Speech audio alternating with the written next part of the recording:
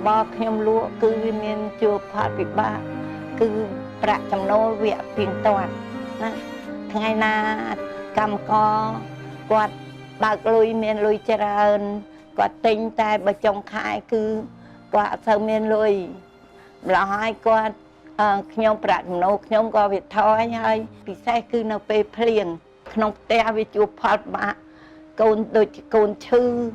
ហើយនឹងផ្ទះជួលគេរាល់ថ្ងៃទិញជាងកគីឡូមួយថ្ងៃ2គីឡូទេជាក់ស្ដែងដោយគ្រួសារខ្ញុំគឺអស់សង្ឃឹមដោយសារអីដោយសារគ្មានអបអរសាហ្នឹងទៅពេទ្យគេអត់ទទួលទេខ្ញុំយកកូនទៅគេអត់ទទួលទេហើយបើសិនជាខ្ញុំត្រូវទៅគេងពេទ្យខ្ញុំត្រូវផ្អាកលក់ហើយបើលក់គឺដើបជាក់ស្ដែងអាមួយបងហ្នឹងពិការម្ដងហើយដែលកាលម៉ែតគឺត្រូវដើរពីមន្ទីរពេទ្យកាលម៉ែតមកហើយយប់ឡើងម៉ោង8យប់រៀបឲ្យបានហើយបានត្រូវទៅមើលកូនណាមកដល់ផ្ទះមកដល់កន្លែងលក់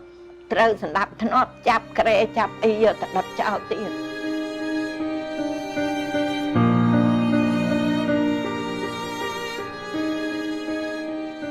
ខ្ញុំលើកដៃមកគាត់ខ្ញុំថាខ្ញុំអាយុ67ឆ្នាំហើយខ្ញុំ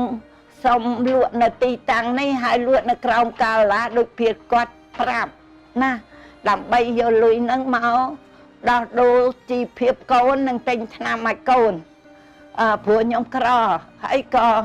គេមើលមកខ្ញុំគ្រប់គ្នាគេថាខ្ញុំហេតុអីហ៊ាននិយាយតែបញ្ហាដែលតើចាក់កូនគឺខ្ញុំត្រូវតែនិយាយបើខ្ញុំលក់គាត់ចាប់ក៏ខ្ញុំត្រូវអត់បាយហើយបើខ្ញុំទៀមទាគាត់យោគយល់ខ្ញុំអាចមានសង្ឃឹមនឹងលក់ដោះដូរជីវភាពខ្ញុំទៅមុខទៀត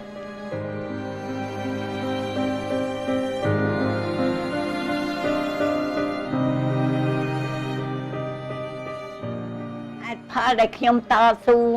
នឹងពីព្រោះខ្ញុំចាស់ហើយកាលណាខ្ញុំធ្វើទង្វើខុសច្បាប់ដូចជាដើរលួចគេដើរសុំទានគេដែលអាចពាក់ព័ន្ធដល់ប៉ះពាល់ដល់ប្រទេសជាតិណាខ្ញុំធ្វើវាអត់បានអញ្ចឹងហេតុផលដែលខ្ញុំមានគឺខ្ញុំតស៊ូលក់ពីព្រោះខ្ញុំអត់អស់សង្ឃឹមខ្ញុំអត់ដឹងប្រកបមុខរបរអីទៀតហើយខ្ញុំមិនចង់ឲ្យជួភូមិឃុំសង្កាត់ពិបាកនឹងផ្ដល់ជំនួយពិបាកនឹងជួយខ្ញុំម្នាក់នឹងសោះខ្ញុំទុកឲ្យគាត់ជួយដល់គេដទៃទៀតដែលគេអត់លទ្ធភាពឬក៏ឈឺដូចកូនខ្ញុំអញ្ចឹងទុកឲ្យគាត់យកអំណោយនឹងទៅជួយគេទៀតចាស់ខ្ញុំសុខចិត្តតស៊ូតលក់ដូរដើម្បីដោះដូរខ្លួនឯងបើសិនជាខ្ញុំមានខ្ញុំមិនលក់ដូរនៅឲ្យសម្រាប់ធ្នាប់នឹងមានការដេញមានការដេះដៀលថ្មេះដល់ពួកខ្ញុំអ្នកលក់នៅទីហ្នឹងទេ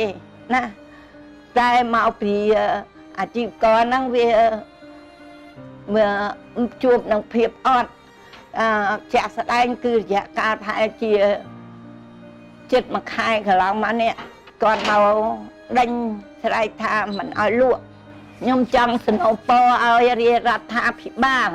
ជួយធ្វើបានបលសនឹងឲ្យអាជីវករក៏ដូចជារូបខ្ញុំនិងអាជីវករទាំងអស់ដែលលក់ដូរនៅតាមដងផ្លូវនឹងពីព្រោះគាត់ពិបាកខ្លាំងណាស់ណាពិបាកខ្លាំងណាស់ហើយក្នុងការពេលដែលគាត់ជួបគ្រោះថ្នាក់ឬឈឺស្កាត់ដូចជាក្រុមគ្រួសារខ្ញុំនឹងមិនអាចមានលុយចូលមន្ទីរពេទ្យបានអញ្ចឹងបានជាខ្ញុំសនំផឲ្យរាជរដ្ឋាភិបាលជួយសម្រួលក្នុងការលក់ដូរអាជីវករលក់ដូរទាំងអស់តាមដងផ្លូវហ្នឹងប្រាប់គាត់ឲ្យខិតក្រោមការឡាថយក្រោយសម្រួលដល់គាត់ដើម្បីឲ្យគាត់នឹងបានលក់បន្តិចបន្តួចដោះដូរជីវភាពពីព្រោះអាជីវករទាំងអស់នោះខ្ញុំជឿថាអាជីវករថ្នាក់ទាបបំផុតដែលអាចមករស់នៅទីតាំងហ្នឹងឲ្យសុខចិត្តឲ្យសម្ដាប់ធ្នាប់ឲ្យកូនទាំងអស់ហ្នឹងស្ដីឲ្យដេញធ្វើមុខក្រាស់ដើម្បីដោះដូរនឹងជីវភាពហ្នឹង